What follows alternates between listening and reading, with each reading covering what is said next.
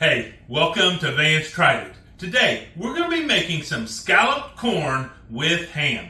And so we're going to start off by making our topping. It's going to have a Ritz cracker topping on it. And so I have my Ninja food processor here.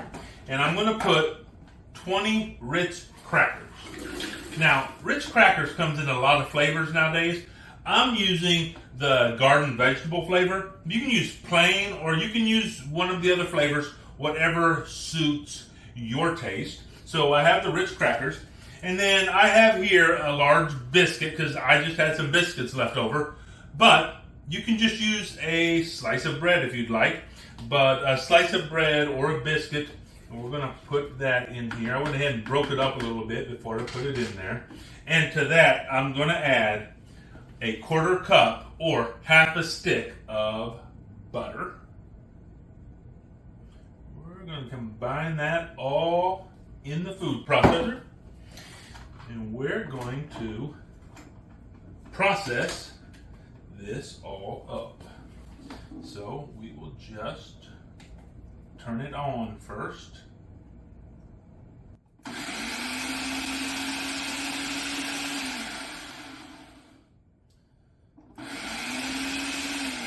And we don't need it super fine, so probably I'm only going to do about maybe 3. Let's go 4 pulses.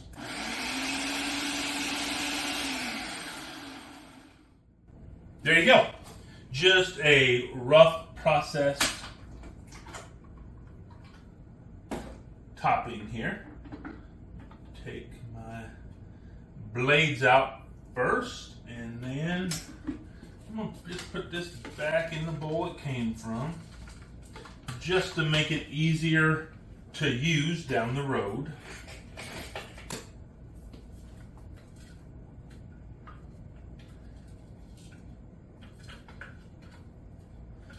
There we go.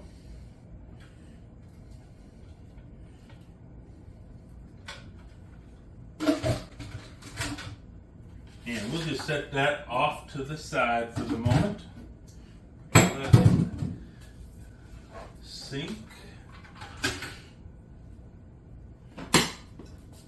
I got this bowl out to put those in, but then I thought, why don't I just put them back in the bowl that some of the stuff came from? So that's what I'm doing.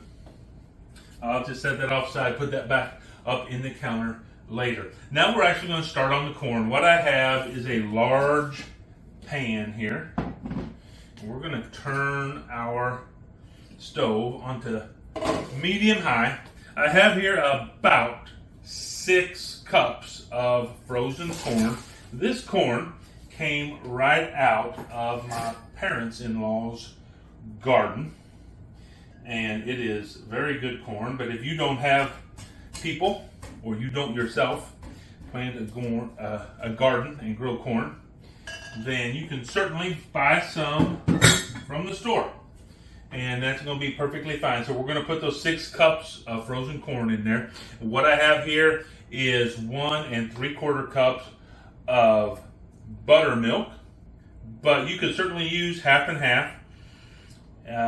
You could use whole milk, but it's really not going to give you the consistency you want. So if you use whole milk, you're probably going to have to augment that with maybe some sour cream or something like that.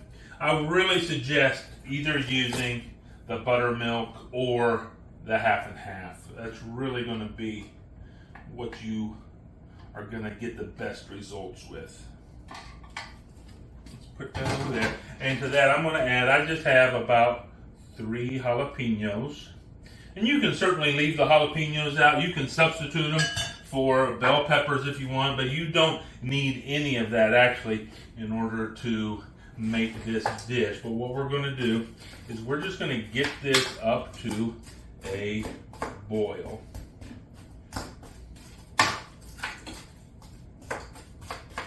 And it's going to take a minute because our corn is frozen and it cooled off our buttermilk. So we're going to have to wait a minute. And while we're waiting on this to get up to a nice boil, I'll tell you what y'all could do for me.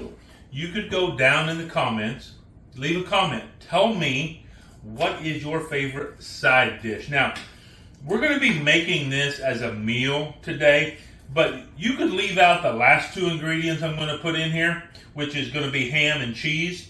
And you could make this a side dish, or you could include the cheese and just leave out the ham and make this a side dish, especially for your upcoming holiday season. But I like the whole one dish meal. But why don't you tell me, what is your favorite side dish to prepare? Or even better, what's your favorite side dish that you elevate up to a meal? Let me know down in the comments. Also, while you're there, would you please go ahead and like and subscribe to this channel? Because the more people who see these videos, the more motivated I am to make them. So, if you want to keep seeing a bunch of good cooking videos, then please interact with this channel. And so, I tell you what we're going to do is we're going to bring this to a boil. And then we're going to reduce the heat to medium-low, and we're going to cover it, and we're going to let it cook for about 5 minutes. So when we have done all that, I'll get back to you as we're ready to go to the next step. So I'll see you in about, I don't know, maybe 7-8 minutes. Okay, so we've had this corn on here simmering for about 5 minutes. And what we're going to do now is we're going to take about 2 cups of it, and we're going to put it into our blender. Now, this is the great thing about this Ninja, is it is both a food processor and a blender. So we're going to take about 2 cups right here.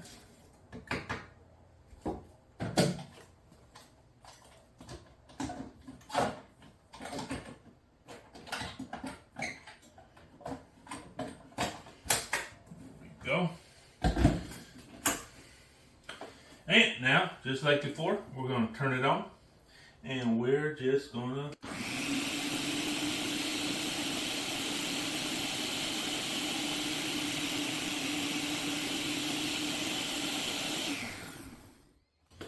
okay, that was 16 seconds. That's the other thing I love about this Ninja, is when you push the button, it starts a second timer to let you know how many seconds it's been going. And as a matter of fact, I will put a link down in the description so you can use my affiliate link and pick yourself up one of these handy dandy Ninja food processor / blenders. And let's go ahead. I'm going to pull this out. There's one thing you have to make sure anytime you're using one of these combination units. It's not like when you're using a regular blender where the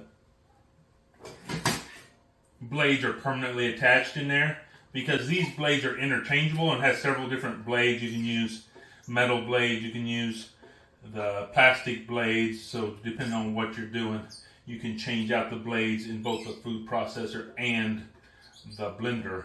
But that being the case, you just have to learn, take the blades out before you turn it upside down, or you're going to end up not with a disaster, but certainly with probably a mess as it splashes around on you. So we're going to just stir this up right like this. And now, because we're going to make this a one-stop meal right here, we're now going to stir in. That was just one ham steak. I don't know how much it weighed, probably a little under a pound. And we're just going to stir that in. Now here's the great thing, because the ham steak is pre-cooked, we don't have to really worry about any of that. So I would definitely suggest, if you're doing this, use something that's pre-cooked. You could use some leftover chicken, or of course we're coming up on the holidays, you might have some leftover ham or turkey from the holiday meal that you're looking for a way to use that. This is certainly a way you could do that. We're just going to combine all this together. Now, because I really want this cheese to really combine in with this scalloped corn, I went ahead and shredded my own cheese. Because remember, if you use pre-shredded cheese, it's going to have a coating on it, and it's not going to melt the same way that a self-shredded cheese will. And it just won't really combine in with the dish as well. It'll melt, but it'll stay kind of congealed all in one spot. This is, and it already is, because you can see it, it is really, the cheese is combining and it's making really like a cheesy sauce in here. And that's really what I was looking for, so I went ahead and shredded my own cheese. Now let me get this out of the way real quick so we'll have some space to put this together.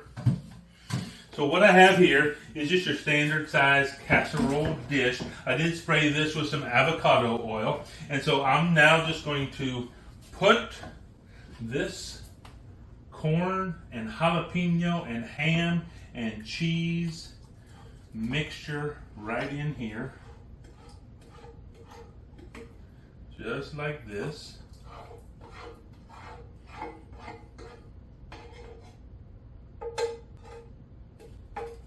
I'm going to set this off to the back just a little bit, turn this off, and now I'm going to put some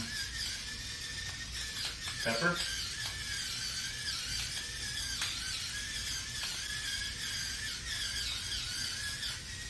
I like flavor, so I'm putting a lot of pepper in here.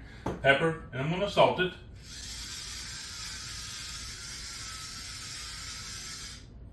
And I'm just going to give it one more quick little stir right here in the pan.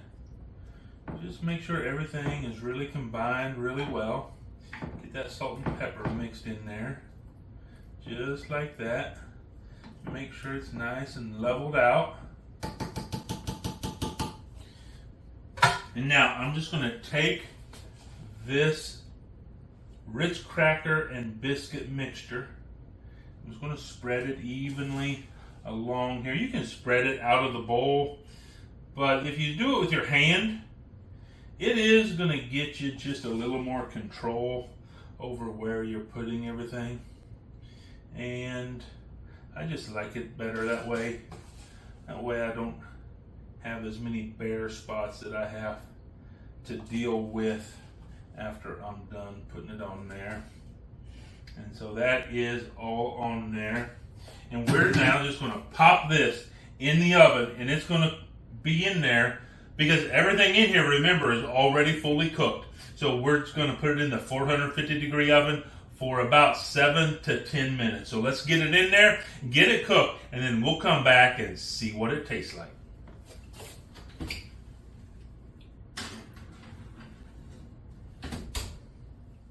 Okay, we've been in our oven for about 8 to 9 minutes, and so we're going to take it out and see what it's like. So I've learned my lesson. I'm going to open this oven and stand back because it's going to be a wave of heat come out of here. Oh yeah, there it was. Woo! Oh, it looks like bubbly goodness in there. Let's get this bad boy out of here.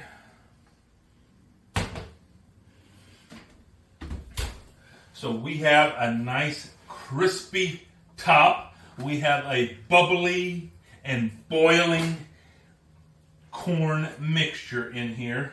And so we're just going to get some of this out of here and see what it's like. Okay. Let's give it a try. Let's get some of everything in here right now.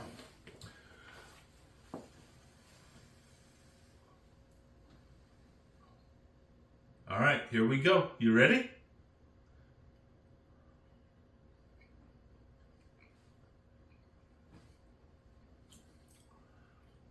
Oh, wow.